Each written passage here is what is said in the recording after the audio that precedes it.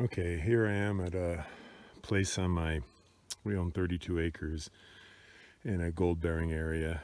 This area, as I think I showed a video a couple years ago, has all been dredged pretty heavily back through here. A good portion of the 32 acres, probably 10 of it, has been dredged. Others, they didn't dredge.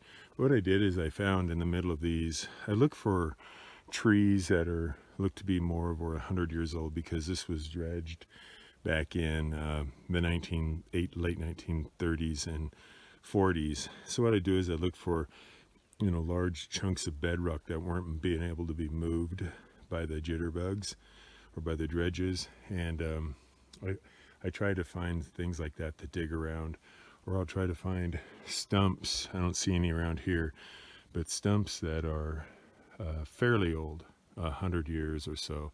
That way I know a tree or a stump that's been there for that long, that they didn't dig around it, because this was dug up less than 100 years ago.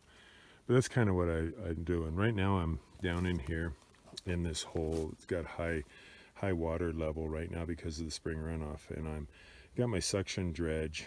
This works really well, and I have it hooked up over here to a classifier in a 5-gallon bucket. Kind of show you how it's working today. I get things, when I showed this, how to build one of these on a video, there were people that were saying negative things about it, like it'd never work, but I've gotten a lot of gold using this system. It's good to be back. My wife, I haven't had a video for quite some time, because my wife got in a really bad ATV accident. So this is the first one in about 4 years, but here it goes. There's my suction dredge down in this hole, and it's shoving it right over into that. Hard to do this one-handed, but it's sucking it right out of here. And cleaning out these crevices. And then I have to fill it back up with water. So that's how it's working. I mean, look over here at how it's classifying. And I'll just take that water and pour it back in there, and we'll keep going doing that. So hope you enjoy the video. I'll post what kind of gold I get. Thanks. Okay, so what I was doing, I kind of changed my tactics here. Been sucking out. It's been really getting a lot of good material out of there, but I'd pour 5-gallon buckets in there, and I had it positioned over here, and I'd have to keep putting 5-gallon buckets in there and stopping in between. So what I did is I moved my bucket over to the hole. I'll suck from this side of the hole over here, and hopefully that's a drain right back into the hole as I suck, and so I'll be making less trips to the water market right over here.